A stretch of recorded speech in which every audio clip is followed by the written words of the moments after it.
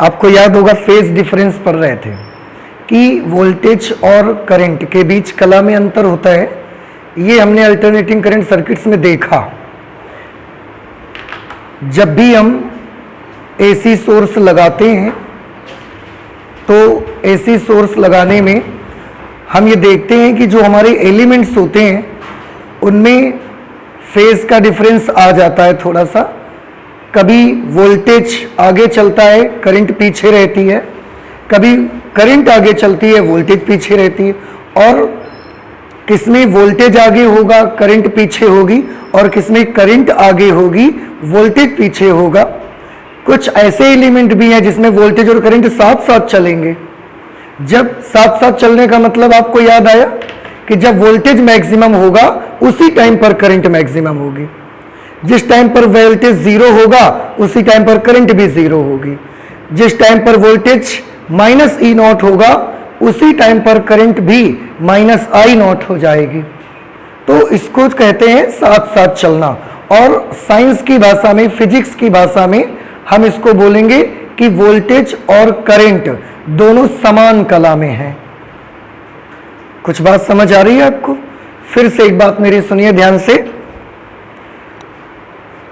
हमारे सर्किट में जो अल्टरनेटिंग करंट के सर्किट होंगे, अल्टरनेटिंग करंट सर्किट्स में कुछ एलिमेंट्स, तीन तरह के एलिमेंट्स आपको मिलेंगे। मेनली तीन तरह के एलिमेंट्स में एक एलिमेंट होगा, एलिमेंट क्या होते हैं जैसे कि रेसिस्टर, कैपेसिटर, इंडक्टर। आपको पहले भी ये बात बताई गई है, हमने आपको पहले भी बताया गया कि हमारे जितने भी इलेक्ट्रिकल सर्किट्स हैं उनमें ये तीन के अलावा कोई चौथा एलिमेंट नहीं होता, यही तीन एलिमेंट्स होते हैं। अब इन तीन एलिमेंट्स में हमें तीन तरह की अलग अलग चीजें देखने को मिलती हैं। जैसे आपने देखा कि एसी सर्किट में वोल्टेज और करंट के बीच फेज डिफरेंस मिलता है हमको। तो जो तीन तरह के एलिमेंट हैं इनमें अलग अलग तरीके के फेज के लिए हम अलग अलग चीजें देखते हैं। जैसे मैं आपको बताऊं, ऐसे भी एलिमेंट्स हैं जिसमें वोल्टेज और करंट दोनों सेम फेज में होते हैं। सेम फेज को हिंदी में क्या बोलेंगे? समान कला में। समान कला में कब माने जाएंगे वो? समान कला में तब माने जाएंगे जब वोल्टेज जीरो है, करंट भी जीरो है। वोल्टेज प्लस ई नॉट है तो करंट भी प्लस आई नॉट है। सेम टाइम पर वोल्टेज जीरो हुआ, करंट भी उस टाइम पे जीरो हो गई। वोल्टेज माइनस ई नॉट हुआ, उस टाइम पर करंट भी माइनस आई नॉट हो गई। वोल्टेज फिर से जीरो हुआ, करंट फिर से जीरो हो गई। तो इसको हम क्या बोलेंगे कि इस सर्किट में वोल्टेज और करंट दोनों सेम फेज में है। फिजिक्स की भाषा में उसको क्या बोलते हैं कि दोनों सेम फेज में है। हिंदी में क्या बोलेंगे कि दोनों समान कला में है। ठीक, एक बात क्लियर हुई आपको? अच्छा, दूसरी चीज, ऐसे एलिमेंट भी होंगे जिनमें जब हम एसी सप्लाई करेंगे तो समय के अनुसार वोल्टेज आगे आगे चलेगा, करंट पीछे पीछे आएगी। जैसे वोल्टेज अभी मैक्सिमम है तो हम क्या देखते हैं कि अभी करंट जीरो है। वोल्टेज कैसा है? मैक्सिमम, पर करंट अभी कैसी है? जीरो। वोल्टेज मैक्सिमम है लेकिन करंट कैसी है? उसी टाइम पर जीरो। आप देखिए इस फिगर में दिखाई दे रहा है आपको, टाइम t/4 पर वोल्टेज मैक्सिमम है, लेकिन उस टाइम पर देखो ये वाला ग्राफ मैंने वोल्टेज का बनाया है, E = E0 sin omega t। ये वाला जो ग्राफ हमने बनाया है ये करंट का बनाया है, I0 sin ओमेगा t। अब आप दोनों को देखें, अगर मैं टाइम t/4 पर आपसे पूछूंगा, टाइम t/4 पर मुझे वोल्टेज के बारे में बताओ और करंट के बारे में बताओ, तो आप क्या बताएंगे? आपको केवल टाइम t/4 देखना है बस। टाइम t/4 पर वोल्टेज बताइए कितना? मैक्सिमम। करंट बताइए जीरो। तो वोल्टेज जब मैक्सिमम हुआ, करंट अभी भी जीरो में पड़ी हुई है, करंट जीरो के बाद ही तो मैक्सिमम होगी। तो वोल्टेज जीरो के बाद मैक्सिमम हो चुका, देखिए वोल्टेज जीरो के बाद मैक्सिमम हो गया, पर करंट अभी भी जीरो पे है। इसका मतलब वोल्टेज पहले जीरो था, वो मैक्सिमम हुआ, लेकिन करंट अब जीरो पे है। इसका क्या मतलब है? आगे कौन चला, पीछे कौन चल रहा है? कौन जीरो होके अब मैक्सिमम हो गया? वोल्टेज। और कौन अभी जीरो से स्टार्ट ही कर रहा है? वो। तो जो जीरो से चल के मैक्सिमम पर आ गया, उसको कुछ टाइम बीत गया ना।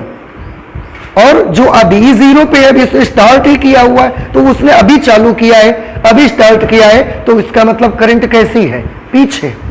और देखिए वोल्टेज आगे जाके जब t/2 टाइम पर जीरो हो गई, ये अब मैक्सिमम होने का टाइम मिल रहा है उसको। तो वोल्टेज जीरो से मैक्सिमम हुई, मैक्सिमम से जीरो हो गई, पर करंट अभी केवल जीरो से मैक्सिमम हुई है, तो ये थोड़ा पीछे चल रही है। इसलिए हम बोलते हैं कि करंट वोल्टेज से पीछे है। अब यहां पर देखो दोनों समान कला में नहीं है, यहां पर दोनों के बीच कला में अंतर आ गया। कितने का अंतर आ गया आपको ग्राफ में दिखेगा, देखो यहां पर कला कितनी है? π/2। इस जगह पर कला कितनी है? पाई। तो दोनों के बीच कितने का डिफरेंस आ गया? π/2 का डिफरेंस आ गया।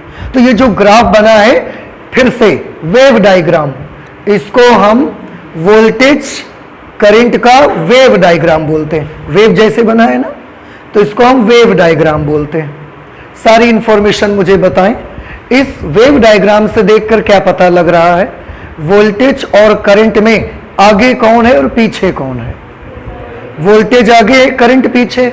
वोल्टेज t/4 पर मैक्सिमम होके चला गया, करंट अब जाके t/2 पर मैक्सिमम होने जा रही है। तो वोल्टेज t/4 पर ही मैक्सिमम हो गया, पर करंट t/2 पर मैक्सिमम। वोल्टेज के बाद करंट मैक्सिमम हो रही है, वोल्टेज के बाद करंट जीरो हो रही है। वोल्टेज मैक्सिमम हुआ, उसके बाद करंट मैक्सिमम हो रही है। वोल्टेज जीरो हुआ, उसके बाद करंट जीरो हो रही है। तो बाद में आ रही है, इसका मतलब करंट पीछे है, वोल्टेज आगे है। इसका मतलब दोनों के फेज में डिफरेंस है, दोनों समान कला में नहीं है। समान कला में तो तब होते हैं जब एक साथ जीरो हो, एक साथ प्लस डायरेक्शन में मैक्सिमम हो, एक साथ नेगेटिव डायरेक्शन में मैक्सिमम हो, तब हम बोलते हैं कि वो सेम फेज में। But in this figure, in this wave diagram, voltage and current are not in same phase. There is a phase difference of π/2 between EMF and current. और π/2 फेज डिफरेंस से पीछे कौन है? करंट। आगे कौन है? Voltage. तो यहां पर हम फिजिक्स की भाषा में दो शब्द यूज करते हैं। कौन से दो शब्द यूज करते हैं? हमने बोला वोल्टेज करंट से π/2 आगे है। आगे के लिए फिजिक्स की लैंग्वेज में हम बोलते हैं अग्रगामी है। समझ आया? और करंट वोल्टेज से कुछ कला में कुछ पीछे है, तो हम उसके लिए यूज करते हैं पश्चगामी है। अग्रगामी के लिए हमने बनाया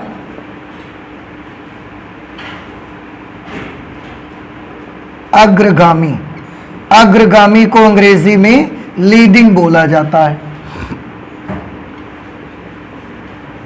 और पश्चगामी को अंग्रेजी में बोलते हैं लैगिंग। लीडिंग और लैगिंग। तो इस फिगर में आप बता सकते हैं कौन आगे है कौन पीछे है? वोल्टेज आगे, करंट पीछे। तो हम क्या कह सकते हैं? हम दो तरह से बोल सकते हैं। हम आपको ये वाली बात दो तरह से बोल के बता सकते हैं। कैसे?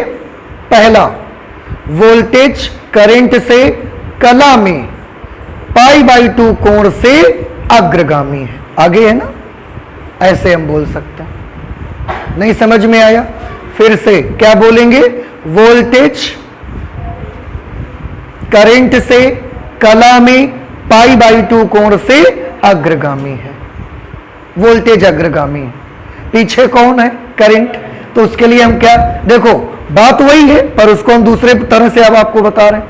अब करंट के रिस्पेक्ट में हम बताएंगे कि करंट वोल्टेज से कला में, π/2 कोण से पश्चगामी है, लैगिंग है। ये लीडिंग और लैगिंग वर्ड आप बहुत यूज करते हो, मैच देखते हो आप, टेस्ट मैचेस आते हैं, उसमें एक दिन का मैच हुआ, फिर हमने बोला इंडिया ने इस टीम्स को 200 रन्स की लीड दे दी। तो लीड देने का क्या मतलब है? लीडिंग, आगे रहना, वो 200 रन्स से आगे है उस टीम से। और दूसरी वाली टीम, अगर इंडिया किसी दूसरी टीम से लीडिंग है तो जो दूसरी वाली टीम है वो इंडिया से उतने ही रन से लैगिंग है। तो ये तो बड़ा सिंपल है, आप हमेशा यूज करते रहते हो, क्रिकेट के बड़े शौकीन होते हैं स्टूडेंट्स। तो अभी आपको भाषा समझ आ रही है? फिर से बताओ, ईएमएफ के बारे में बताओ। वोल्टेज धारा से कला में, यहां पर फिलहाल π/2 एंगल से अग्रगामी है, और करंट वोल्टेज से कला में π/2 एंगल से पश्चगामी है। तो एक ही बात है, लेकिन हम उसको दो तरह से बोल सकते हैं, कोई लीडिंग होगा और वहां पर कोई लैगिंग होगा। अब आपको ये बात समझ में आई? और ये फेज डिफरेंस आपको हमने दिखाया, हमको दिखता भी है। आप यहां से देख लो, यहां पर फेज कितना 0 और यहां पर फेज कितना π/2, तो यहां दोनों के बीच फेज डिफरेंस कितना π/2। आप यहां से देख लो, दोनों के पीक वैल्यू से देख लो, यहां पर फेज कितना π/2, इस जगह पर फेज कितना पाई, अभी भी दोनों के बीच का फेज डिफरेंस π/2। तो ये वेव डायग्राम से हम देख रहे हैं, इसको हम बोला करते हैं वेव डायग्राम।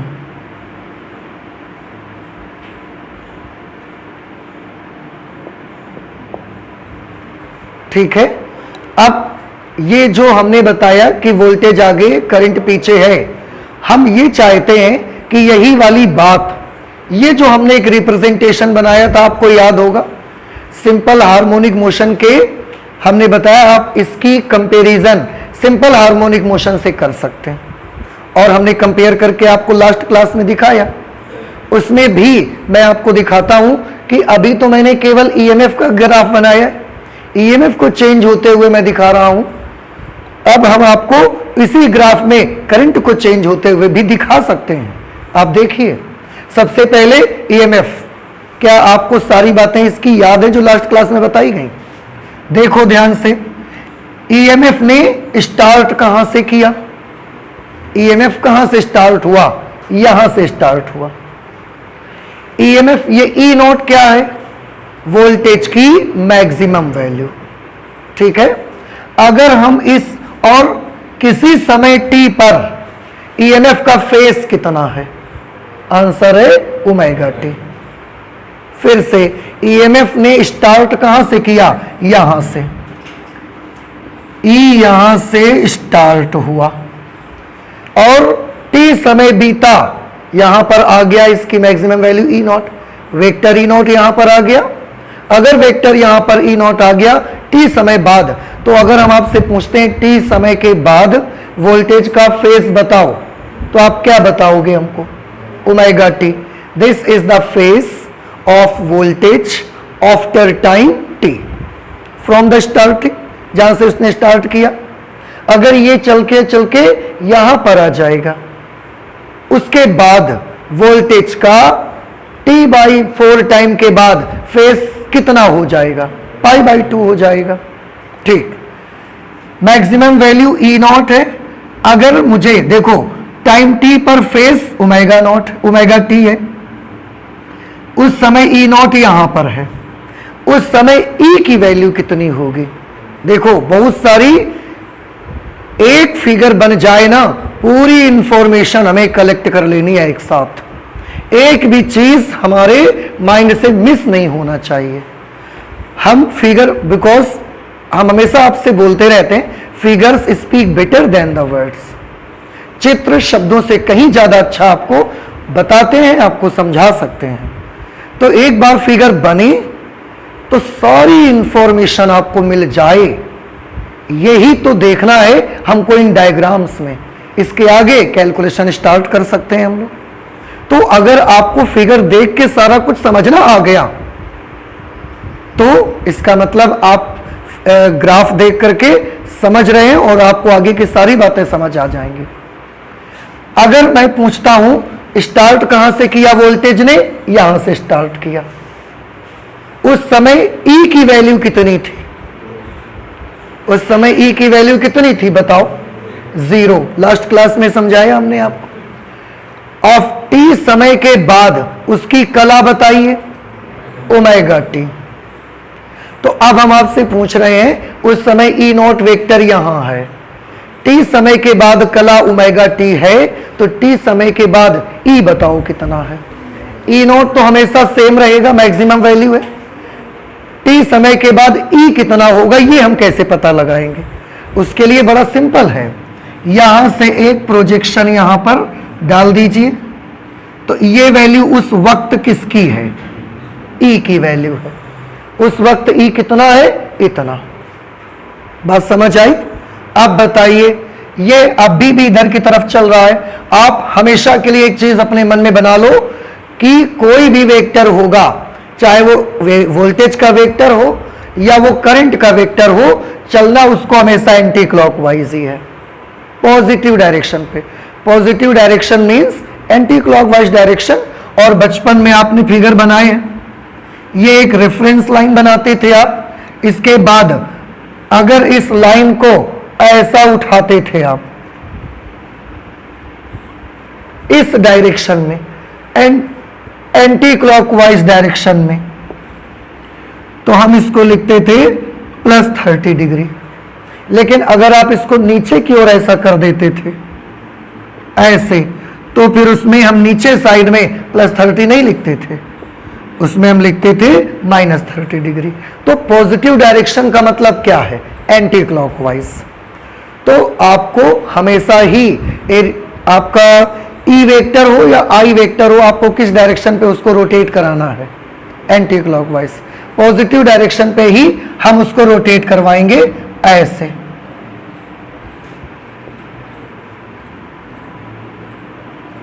इस तरह से हमको उसको रोटेट करवाना है। तो टाइम टी पर phase omega T, time T पर मैक्सिमम वैल्यू, तो मैक्सिमम वैल्यू तो कभी बदलती नहीं है, वो किसी टाइम पर पूछोगे ई नॉट ही हम बताएंगे। टाइम टी पर विद्युत वाहक बल कितना है? ई। इसको हम बोलते हैं समय टी पर विद्युत वाहक बल, आपको पहले कई बार बता चुके हैं, इसलिए हम इसका एक और नाम रखते हैं तात्क्षणिक विद्युत वाहक बल, तत्कालिक विद्युत वाहक बल, इंस्टेंटेनियस ईएमएफ। तात्क्षणिक या तत्कालिक के नाम आपने क्लास 11th में बहुत सुने हैं, तत्कालिक वेग, तत्कालिक चाल, तो ये आपने बहुत सुना है वहां पर। तो ये है इंस्टेंटेनियस ईएमएफ वोल्टेज। अब अगर मैं आपसे पूछता हूं कि बताओ 2 सेकंड गुजरेंगे, 1 सेकंड के बाद ईएमएफ का क्या होगा और फेज का क्या होगा? 2 बातें। 1 सेकंड जैसे ही गुजरेगा तो 2 बातों के बारे में कंफर्म करो, फेज भी बताओ और ईएमएफ, इंस्टेंटेनियस ईएमएफ बताओ, उसका क्या होगा? इंक्रीज होंगे, डिक्रीज होंगे या नो चेंज होगा? बढ़ेंगे, घटेंगे या कोई परिवर्तन नहीं होगा? तो अब आप पहचान जाओगे। अभी ये ई नॉट यहां पर है, 1 सेकंड के बाद ये ई नॉट थोड़ा किधर की तरफ चला जाएगा? ऐसे चला जाएगा या ऐसे चला जाएगा? ऊपर की तरफ। तो ये चलकर थोड़ी देर बाद यहां पर आ जाएगा। अगर यहां पर आ गया तो ये लाइन ई नॉट वाली लाइन कहां है? ई नॉट वाली लाइन ये आ जाएगी। फेज बताओ, बढ़ा, घटा कि बदला ही नहीं? बढ़ गया। पहले इतना ओमेगा टी था, अब यहां पर जब आ जाएगी ये लाइन, यहां पर आ जाएगी, तो ये एंगल पहले से थोड़ा क्या हो जाएगा? बढ़ा। तो फेज इंक्रीज हो गया। ई के बारे में बताओ, तत्कालिक ईएमएफ के बारे में बताइए, इंस्टेंटेनियस ई की वैल्यू बताओ, बढ़ा कि घटा? कैसे पता लगाना है? उसके लिए इस डायमीटर पर एक प्रोजेक्शन डालो। ये प्रोजेक्शन पहले यहां पर आता था, अब ये प्रोजेक्शन यहां आ रहा है, तो यहां से यहां तक की वैल्यू पहले के अपेक्षा क्या हो गई? बढ़ गई। तो ईएमएफ का क्या हो गया? बढ़ रहा है। नहीं समझ आया? और 1 सेकंड के बाद क्या होगा? और 1 सेकंड के बाद ये यहां आ जाएगा, ईएमएफ का और क्या होगा? और बढ़ जाएगा। लेकिन जब यहां पर तो ईएमएफ मैक्सिमम हो गया, फिर उसके बाद 1 सेकंड के बाद क्या होगा? अब जब वो यहां पर आ जाएगा, आपका ये ई नॉट ऐसा यहां पर आ जाएगा। तो जब ई नॉट यहां कहीं आ जाएगा, फिर हम यहां से प्रोजेक्शन डालेंगे। तो पहले चलते चलते मैक्सिमम हो चुका था, अब यहां से प्रोजेक्शन डालेंगे तो फिर ये क्या हो रहा है? घट रहा है। ये बात कुछ समझ आ रही है आपको? तो इस तरह से आप इसके बारे में भी पहचान सकते हो। देखो कितनी सारी जानकारियां ये फिगर हमको देता है। ये फिगर हमको बहुत जानकारियां देता है। टाइम के बारे में भी इंफॉर्मेशन देता है हमको फेज के बारे में भी इंफॉर्मेशन देता है। ईएमएफ का टाइम भी हमको बताता है, ईएमएफ का फेज भी हमको बताता है, ईएमएफ की वैल्यू भी हमको बताता है कि कब ईएमएफ बढ़ रहा, कब ये मैक्सिमम होगा, कब मिनिमम होगा, ये सब बताता है। कब पॉजिटिव होगा, कब नेगेटिव होगा।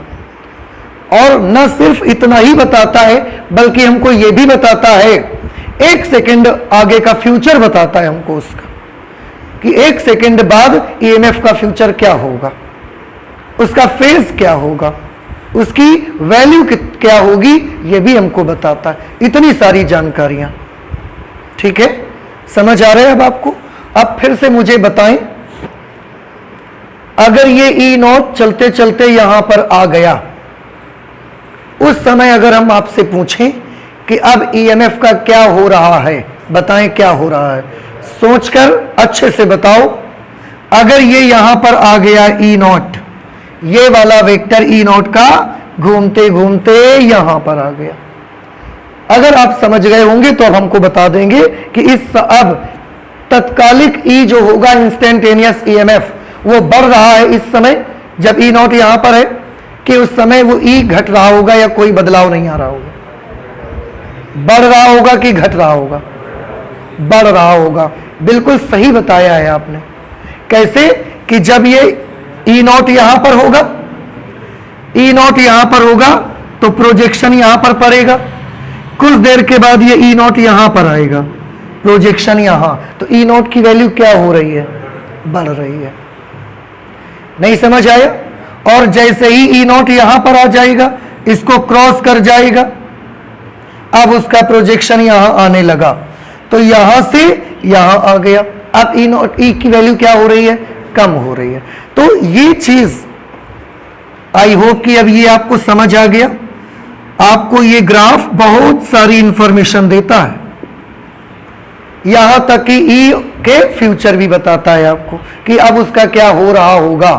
After 1 second what will happen to the EMF, ये भी आपको बताता है। खैर, अब जैसे हमने वेव डायग्राम में वोल्टेज और करंट दोनों के ग्राफ बना के दिखाए हैं, वैसे ही क्या हम इस डायग्राम में भी हम आपको बना के दिखा सकते हैं? आंसर है दिखा सकते हैं। और जब हम वोल्टेज और करंट को दोनों एक साथ बना के दिखाते हैं, तो फिर हम इस वाले डायग्राम को बोलते हैं फेजर डायग्राम। कौन सा डायग्राम बोलते हैं उसको? Phasor diagram. ये कौन सा डायग्राम है? Wave diagram. ये हमको वेव के माध्यम से समझाती है, सारी जानकारी ये भी हमको देती है। कोई भी जानकारी लेने जाओ, ये सब आपको देगी, चाहे जो पूछो आप। T/4 पर विद्युत वाहक बल के बारे में बताओ, मैक्सिमम। टाइम T/4 पर करंट के बारे में बताओ, 0। T/4 के बाद 1 सेकेंड बाद ईएमएफ का क्या होगा? T/4 के बाद यहां पर इस टाइम पर ईएमएफ बताइए क्या हो गया? घट रहा है। करंट के बारे में बताइए, ये देखो बढ़ रही है। अभी यहां पर 0 थी, 1 सेकेंड के बाद इतनी करंट आ गई है इसमें। तो फिर से देखो, T/4 पर वोल्टेज इतना था, 1 सेकेंड के बाद वोल्टेज इतना रह गया, तो वोल्टेज घटा। लेकिन 1 सेकेंड के बाद करंट यहां पर कितनी थी? 0। 1 सेकेंड के बाद करंट इतनी आ गई, करंट बढ़ रही है। तो वो भी सारी इंफॉर्मेशन देता है, ये भी सारी इंफॉर्मेशन देता है। अब हम इसमें करंट को भी बनाएंगे, और इस डायग्राम को फिर हम क्या बोलते हैं? Phasor diagram. मैं इसको यहां लिख देता हूं,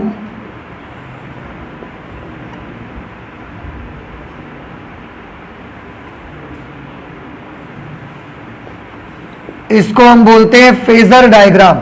फेजर डायग्राम को हिंदी में बोला जाएगा कला समंजक आरेख।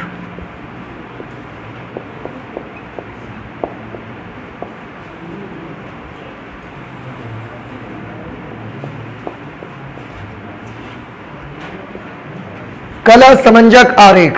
अब करंट के बारे में देखिए, करंट को भी हम इसी डायग्राम में शो करके दिखाएंगे आपको।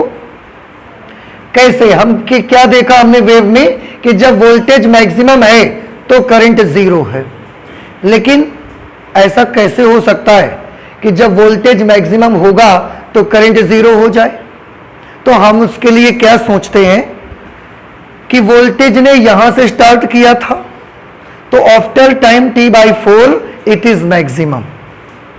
तो हो सकता है करंट ने यहां से स्टार्ट ना किया हो, करंट ने यहां से स्टार्ट किया हो, यहां से स्टार्ट किया हो करंट ने। समझ आया आपको?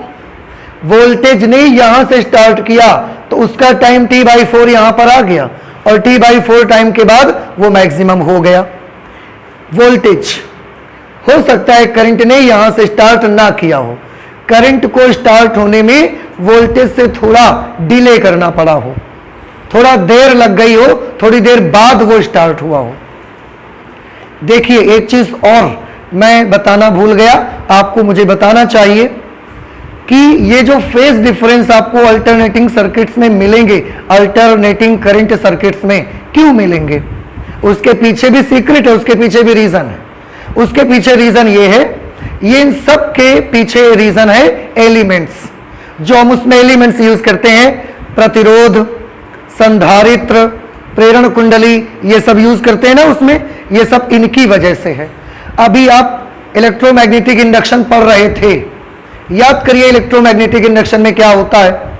जैसे ही हम स्विच ऑन करते हैं, ये कॉइल जो लगी होती थी उसमें, कॉइल क्या करती है, जैसे ही स्विच ऑन करते हैं वोल्टेज तो भरपूर आ गया, लेकिन ये कॉइल करंट को क्या करती है, अपोज करती है। तो करंट को अपनी मैक्सिमम वैल्यू आने में क्या हो जाता है, थोड़ा वक्त लगता है। अब आप देखो वोल्टेज तो तुरंत मैक्सिमम हो गई, करंट को थोड़ा वक्त लग गया, तो करंट पीछे हो गई कि नहीं हो गई? करंट को थोड़ा टाइम अलग अलग हो गया कि नहीं दोनों का? ऐसे ही कैपेसिटर में भी होता है। कैपेसिटर में भी क्या करता है, पहले जब आप उसको स्विच ऑन करोगे तो पहले वो अपनी वोल्टेज को फुल करने में, अपने आप को चार्ज करने में लगाएगा, चार्ज होके अपनी वोल्टेज को फुल करेगा, इसके बाद करंट को आगे जाने देगा। तो ये एलिमेंट की वजह से ही ऐसा होता है। तो ये जो अल्टरनेटिंग करंट सर्किट्स में हमको कला का अंतर मिलता है, फेज का डिफरेंस मिलता है, ये किसकी वजह से? तो आंसर ये वहां पर यूज होने वाले एलिमेंट्स की वजह से होता है। आपने देखा ना संधारित्र में कि जब हम सोर्स लगाते हैं तो पहले वो चार्ज लेके अपना पेट भरता है, अपने आप का वोल्टेज फुल कर लेगा, उसके बाद करंट को फ्लो होने देगा। इंडक्टर में क्या करता है कि वो करंट को शुरुआत में अपोज करता है, तो करंट नहीं आने देता है। तो ये जो इस तरीके से एक्टिविटीज होती हैं, इनकी वजह से ही कोई आगे और कोई पीछे हो जाता है। कभी वोल्टेज आगे, किसी में करंट पीछे, और किसी में वोल्टेज पीछे तो करंट आगे। अब जो पीछे है या जो आगे है उसके लिए शब्द आप समझ गए। जो पीछे है उसके लिए शब्द क्या यूज होगा, पश्चगामी लैगिंग, और जो आगे है उसके लिए शब्द क्या यूज होगा, अग्रगामी लीडिंग। करंट को हम इसमें बना के दिखाना चाहते हैं आपको। तो हमने माना करंट ने यहां से स्टार्ट नहीं किया अपनी जर्नी, करंट ने अपनी जर्नी यहां से स्टार्ट किया। अब अगर करंट अपनी जर्नी यहां से स्टार्ट करेगी तो ये उसका सर्कल बना दिया हमने। किसी समय t पर वो वोल्टेज से कला में कितना पीछे है, इसके मुताबिक अगर देखा जाए π/2 90 डिग्री, तो हम वोल्टेज से 90 डिग्री बनाते हुए ये करंट बना देते हैं यहां पर।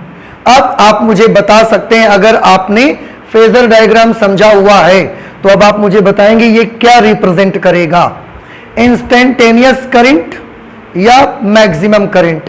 आई रिप्रेजेंट करेगा ये कि आई नॉट रिप्रेजेंट करेगा? आप देखो ये क्या रिप्रेजेंट करता है, ई नॉट, तो ये क्या रिप्रेजेंट करेगा, आई नॉट प्रदर्शित करता है। समझ आया? तो किसी समय t पर जब ये यहां से स्टार्ट हुआ था वोल्टेज, उसी समय t पर करंट यहां से स्टार्ट हुई थी। तो जो करंट ने स्टार्ट किया है वो यहां से इसने स्टार्ट किया है। अब ये जब यहां से स्टार्ट करेगी तो t/4 टाइम के बाद ये कहां आएगी? वोल्टेज ने यहां से स्टार्ट किया, t/4 टाइम के बाद ये यहां पर आ गया। करंट ने यहां से स्टार्ट किया, t/4 टाइम के बाद ये कहां पर आएगा? यहां पर आएगी। अब आपको ये बात समझ में आई? देखो, अगर करंट यहां पर आएगी तो करंट का प्रोजेक्शन यहां से डालोगे, करंट की वैल्यू कितनी मिलेगी? 0 मिलेगी। अब आपको तो t/4 टाइम पर वोल्टेज जब मैक्सिमम हुआ, उस समय t/4 टाइम पर करंट कैसी हो गई है? हो सकता है π/2 एंगल से लैगिंग है, पश्चगामी है, पीछे है। ये क्या रिप्रेजेंट करता है? आई नॉट। ये वोल्टेज से कितना पीछे है? देखो, ये वोल्टेज से पीछे है इतना। कितना एंगल पीछे है वोल्टेज से? आंसर है π/2 एंगल पीछे है। समझ आई? वोल्टेज की कला कितनी है टाइम t पर बताएं? Omega t। तो उसी टाइम t पर करंट की कला को हम कितना कहेंगे? देखो,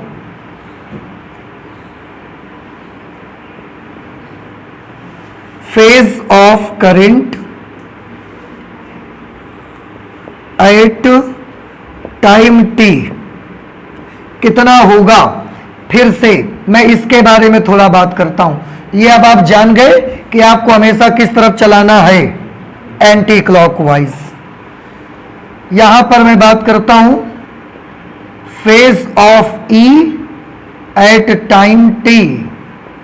समय t पर वोल्टेज का फेज कितना? आंसर है ओमेगा t। उसी समय t पर करंट का फेज कितना? आंसर है वोल्टेज के फेज से कितना पीछे? π/2 इस फिगर के अकॉर्डिंग। तो हम इसका फेज कितना बताएंगे? Omega t minus π/2। Omega t से ये कितना पीछे है? π/2 एंगल पीछे। और पीछे के लिए हमने क्या यूज किया? माइनस। तो हमने ये किस के लिए यूज किया? पीछे के लिए। लैगिंग होने की वजह से हमने ये यूज किया इस पे। तो जिस टाइम t पर E का फेस ओमेगा t है, उसी टाइम t पर करंट का फेस ओमेगा t माइनस π/2 है। ठीक है? इसी टाइम t पर वोल्टेज की वैल्यू कितनी है? इस टाइम t पर इंस्टेंटेनियस वोल्टेज कितना है? आंसर है E। तो क्या इसी टाइम t पर करंट का इंस्टेंटेनियस वैल्यू बता सकते हैं आप मुझे? उसके लिए क्या करना चाहिए बताएं? हम टाइम t पर करंट की इंस्टेंटेनियस वैल्यू पता लगाना चाहते हैं, तात्क्षणिक मान उसका कितना होगा ये पता लगाना चाहते हैं। उसके लिए क्या करें बताओ? नहीं समझ आया? फिर से सुनिए।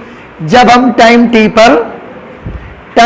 पर आपसे वोल्टेज की इंस्टेंटेनियस वैल्यू मांगते हैं, आपने क्या किया था? यहां से इस पर एक प्रोजेक्शन डाला था, फिर आपने बोल दिया उस समय वोल्टेज की वैल्यू है E। तो फिर से हम वही तो आपसे पूछ रहे हैं। इसी टाइम t पर जबकि I नॉट यहां पर है, करंट की इंस्टेंटेनियस वैल्यू क्या होगी बताइए? तो आपको क्या कर लेना चाहिए? वेरी गुड, आपको इस वाले डायमीटर पे एक प्रोजेक्शन डाल देना चाहिए। ये प्रोजेक्शन उस समय इंस्टेंटेनियस करंट की वैल्यू कितनी है? आंसर है इतनी है। लेकिन किस डायरेक्शन पे है उस समय? वो नेगेटिव डायरेक्शन पे। इतनी सारी इंफॉर्मेशन हम फिर देखो, हमें यहां से करंट ने स्टार्ट किया, t/4 टाइम के बाद इसका क्या हो जाएगा? t/4 टाइम पर ये तो मैक्सिमम हो जाएगी, लेकिन इसके लिए t/4 तो यहां पर पड़ेगा। उस समय ये कैसी हो जाएगी? 0 हो जाएगी। तो हमको इसके फेज के बारे में भी पता चल रहा है, हमको इसकी टाइमिंग के बारे में भी पता चल रहा है, हमको इसका आई नॉट और ई नॉट भी पता चल रहा है, हमको आई नॉट का इंस्टेंटेनियस आई भी पता चल रहा है और ई नॉट का इंस्टेंटेनियस ई भी पता चल रहा है। हमको यह भी पता चल रहा है कि ये नेगेटिव डायरेक्शन पे है और कौन पॉजिटिव डायरेक्शन पे है। हमको यह भी पता चल रहा है कौन बढ़ रहा है और कौन घट रहा है। ई क्या हो रहा था यहां पर, ई की वैल्यू अभी आपने हमको बताया था बढ़ रही है। आई के बारे में भी जरा ये वाली बात बताओ, आई का क्या हो रहा है, बढ़ रहा है कि घट रहा है? क्लियर, बिल्कुल पक्का घटेगा ही, सोच लो। थोड़ी देर बाद अभी आई यहां पर है, आई नॉट, थोड़ी देर बाद ये आई नॉट यहां पर आएगा। जब आई नॉट यहां पर आएगा फिर यहां से एक प्रोजेक्शन डालेंगे तो आई की वैल्यू क्या हो जाएगी, नेगेटिव डायरेक्शन वाला आई घट जाएगा। तो ई क्या हो रहा है, टाइम जिस समय टी है उस समय ई का क्या हो रहा है, बढ़ रहा है, और टाइम टी पर आई का क्या हो रहा है, घट रहा है। कौन सा वाला ई बढ़ रहा है, पॉजिटिव डायरेक्शन का ई बढ़ रहा है। कौन सा वाला आई कम हो रहा है, नेगेटिव डायरेक्शन का आई कम हो रहा है। इतनी सारी जानकारी एक फिगर और कुछ भी कलेक्ट कर सकते हो, कितना भी नॉलेज आप यहां से स्टोर कर सकते हो अपने माइंड पे। नहीं समझ में आया, आ गया समझ में? तो एक बार हम पूछें, आप सब बता सकते हैं मुझे, बताएं टाइम स्मॉल टी के मैं बात करूंगा, स्मॉल टी टाइम पर बताएं वोल्टेज की कला, वोल्टेज की कला कितनी होगी, ओमेगा टी। करंट की कला कितनी होगी, omega T minus pi by 2। Time T पर ई की वैल्यू कितनी होगी, आंसर है इतनी। टाइम टी पर आई की वैल्यू कितनी होगी, इतनी, माइनस दिशा में। टाइम टी पर वोल्टेज पॉजिटिव डायरेक्शन पे है या नेगेटिव डायरेक्शन पे है, पॉजिटिव डायरेक्शन पे है। टाइम टी पर करंट कहां पर है, नेगेटिव डायरेक्शन पर है। टाइम टी पर वोल्टेज बढ़ रहा है कि घट रहा है, बढ़ रहा है। टाइम टी पर करंट का क्या हो रहा है, घट रही है। बात समझ आ गई अब आपको? इतनी सारी जानकारियां ये हमको देता है। इसी को, इसी फिगर को हम और सिंप्लीफाई करते हैं और आसान बनाते हैं, क्योंकि बार बार हमने इतना सब बनाना पड़ेगा तो ये मेरे लिए बड़ा डिफिकल्ट होगा। और आगे हम जितने भी अल्टरनेटिंग करंट के सर्किट्स पढ़ेंगे, सारी स्टडी हमारी फेजर डायग्राम पर ही डिपेंड होगी, पूरी की पूरी स्टडी। इसलिए ये डायग्राम आपको बहुत अच्छे से समझ आना चाहिए।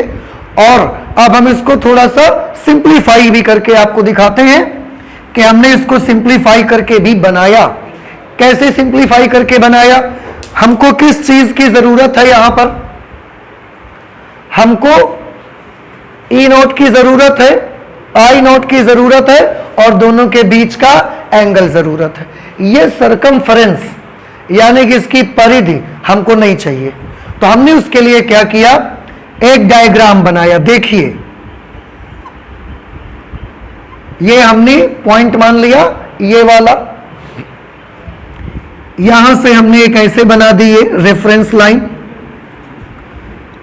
ये हमने बनाया यहां पर, बताएं हमने ये क्या बनाया है, ई नॉट।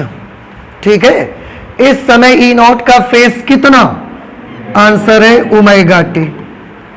इस समय ई नॉट की विद्युत वाहक बल का इंस्टेंटेनियस मान कितना, उसके लिए यहां से एक प्रोजेक्शन आप डाल दीजिए। ये वैल्यू किसकी है, ई की। उस समय ई की वैल्यू बढ़ रही है या घट रही है, तो ये आंसर है कि ई की वैल्यू बढ़ रही है।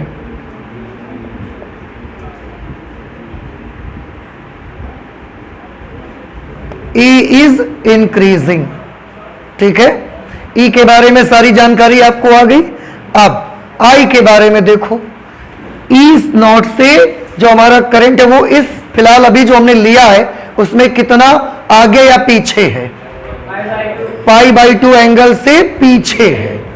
तो पाई बाई 2 एंगल से हमको इसको पीछे बनाना चाहिए। ये देखिए यहां पर हमने क्या बना दिया, आई नॉट। ये ऐसे चल रहा है और ये भी ऐसे चल रहा है, ये इससे पीछे है, π/2 एंगल पीछे। अगर E का फेज था इस समय ओमेगा टी, तो उस समय करंट का फेज कितना होगा,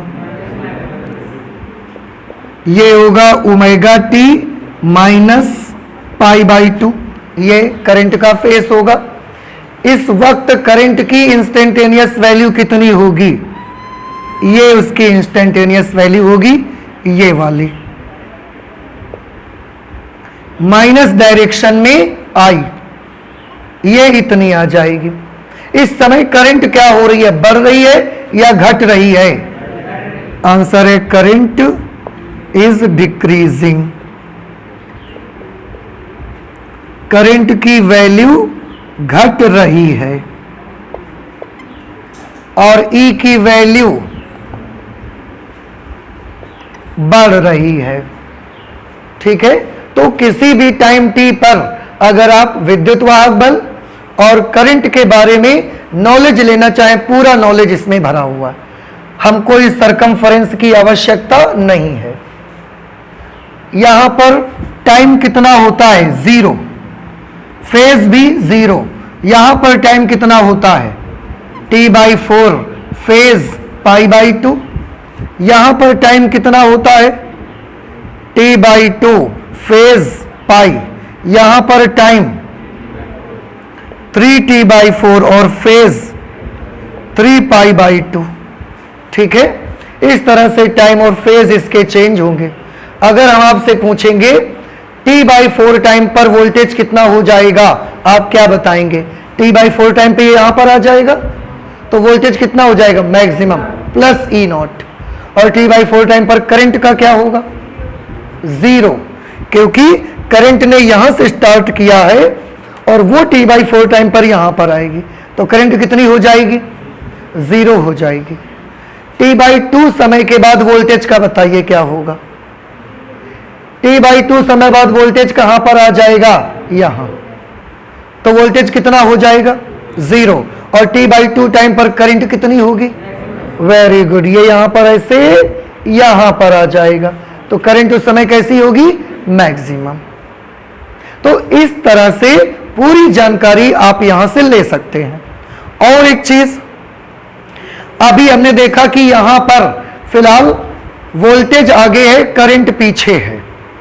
हम चाहें तो इनकी इक्वेशन भी सेट कर सकते हैं।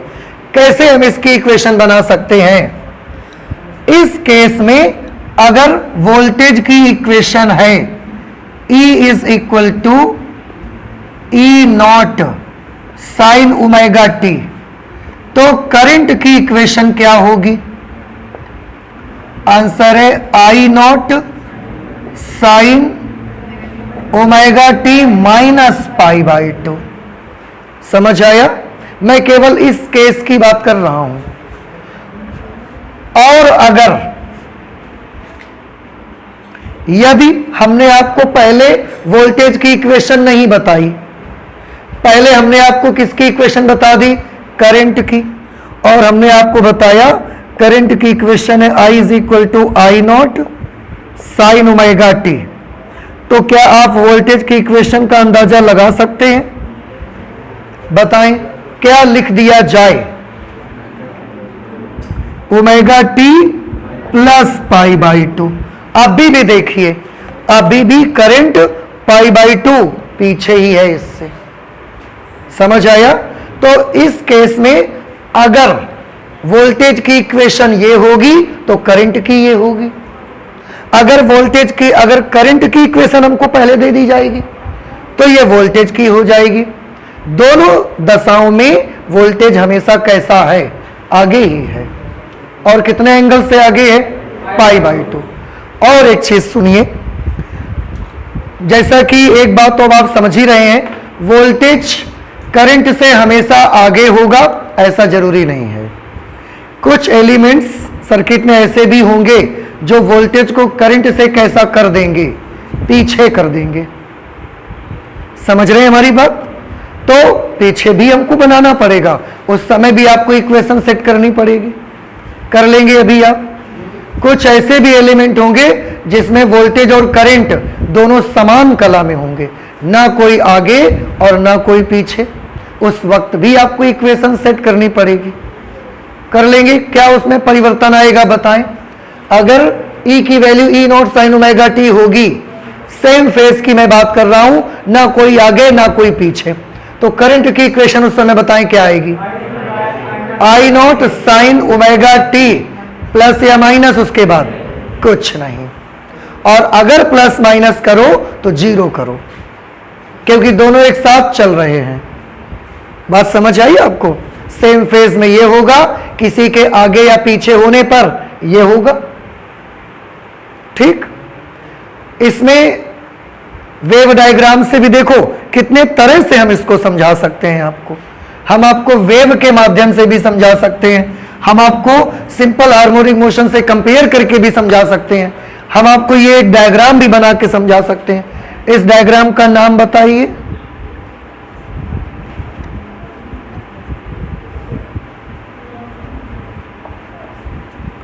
कला समंजक आरेख, अंग्रेजी में इसी को हम बोलते हैं फेजर डायग्राम।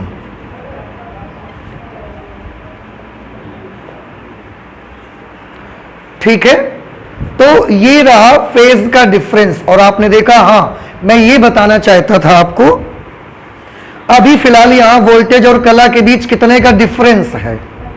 π/2 का। हमेशा एक बात तो आपको क्लियर हो गई कि यहां वोल्टेज आगे है, करंट पीछे है। क्या हमेशा वोल्टेज आगे करंट पीछे रहेगी? नहीं। कुछ एलिमेंट्स में वोल्टेज पीछे करंट आगे होगा, कुछ एलिमेंट में दोनों साथ होंगे। अब इसी से रिलेटेड एक दूसरी बात भी हम करना चाहते हैं। हमने जैसे बताया कि वोल्टेज से करंट π/2 एंगल पीछे है, तो क्या हमेशा वोल्टेज और करंट का डिफरेंस π/2 का ही रहेगा? Answer is no.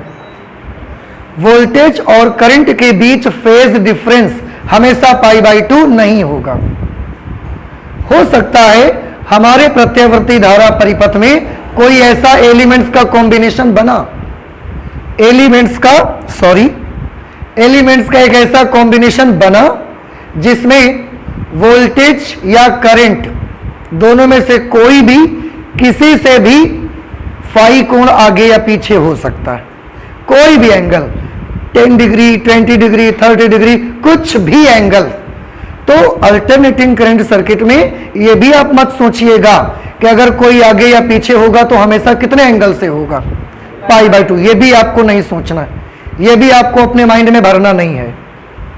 आपको क्या ध्यान रखना है कि यहां पर हमने समझाया है आपको, एलिमेंट्स का ऐसा कॉम्बिनेशन भी हो सकता है कि वो फाई कोण से आगे या पीछे भी हो सकते हैं। और फाई की वैल्यू कितनी?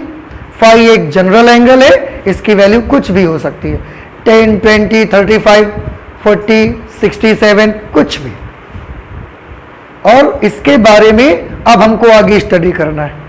लेकिन ये अजीब सी चीज हमको अल्टरनेटिंग करंट के सर्किट्स में मिलती है। हमने आपके एक कल ग्राफ सर्किट बना के आपको दिखाया था, जिसमें रेसिस्टेंस भी लगाया, कैपेसिटर भी लगाया, इंडक्टर भी लगाया था। तीनों में हमने वोल्ट मीटर्स लगाए थे, सीरीज में हमने एम्पियर मीटर लगाया था। तो हमने आपको बताया कि जब हम सोर्स ऑन करते हैं तो हम क्या देखते हैं? एक ही टाइम पर हमारी नजर एम्पियर मीटर में भी पड़ती है और उसी टाइम पर हमारी नजर वोल्ट मीटर में भी पड़ती है। तो हम क्या देखते हैं कि करंट और वोल्टेज दोनों एक साथ नहीं चेंज हो रहे हैं। कोई किसी समय बढ़ रहा है तो कोई किसी समय घट रहा है। उसी समय पर E बढ़ रहा है लेकिन उसी समय पर I घट रहा है। कोई उसी समय मैक्सिमम है लेकिन हमने देखा कोई उसी समय जीरो है। हो सकता है ये एक स्ट्रेंज सी चीज, ये एक अजीब सी चीज हमको मिली और उसका हमने फेज डिफरेंस हो सकता है ये एक्सप्लेन किया। अब फेज डिफरेंस, अब हम जब नेक्स्ट क्लास में मिलेंगे तो हम ये स्टडी करेंगे। जैसे हमने बताया ये फेज डिफरेंस किसकी वजह से क्रिएट हो जाता है अल्टरनेटिंग करंट सर्किट्स में? एलिमेंट्स की वजह से। तो अब हम ये भी समझना चाहते हैं कौन से एलिमेंट से कितना फेज डिफरेंस क्रिएट होता है, कौन सा एलिमेंट कितना कलांतर पैदा करता है, और कलांतर बनाता है तो वो किसको आगे रखता है, किसको पीछे करता है, ये भी हम पढ़ेंगे। तो वन बाय वन हम उनके सर्किट्स लेते चलेंगे, एलिमेंट्स लेंगे और उनको स्टडी करते जाएंगे। हमारे पास कितने एलिमेंट्स हैं स्टडी करने के लिए? 3, resistor, capacitor, inductor. So we have only 3 elements in our alternating current circuits. इन्हीं को एक एक करके हम लेंगे और इनकी स्टडी करते जाएंगे। एक चीज और मैं देखो आपको बताना चाहता हूं, मेरे माइंड में आया है, आप देख लीजिए। यह पता लगाना कि कौन बढ़ रहा है कौन घट रहा है, इसका एक बड़ा आसान सा तरीका है हमारे पास। बात समझ आ रही? कभी कभी आपको कंफ्यूजन होता है, ई बढ़ रहा है आई घट रहा है, इसमें कंफ्यूजन आता है। कोई प्रॉब्लम नहीं है, जिसका प्रोजेक्शन उससे आगे रहे वो बढ़ेगा और जिसका प्रोजेक्शन पीछे रहेगा वो घटेगा। देखो ई यहां पर है, प्रोजेक्शन आगे है कि पीछे है? आगे। चल किस तरफ रहे हैं आप ऐसे चल रहे हैं कि नहीं चल रहे? तो ऐसे चलते समय पहले कौन मिला? ई नॉट। प्रोजेक्शन बाद में मिला कि नहीं मिला? तो आगे कौन है? प्रोजेक्शन।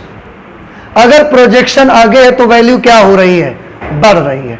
यहां देखिए करंट से प्रोजेक्शन कैसा है? पीछे, इसीलिए करंट अभी आपने लिखा था घट रही है।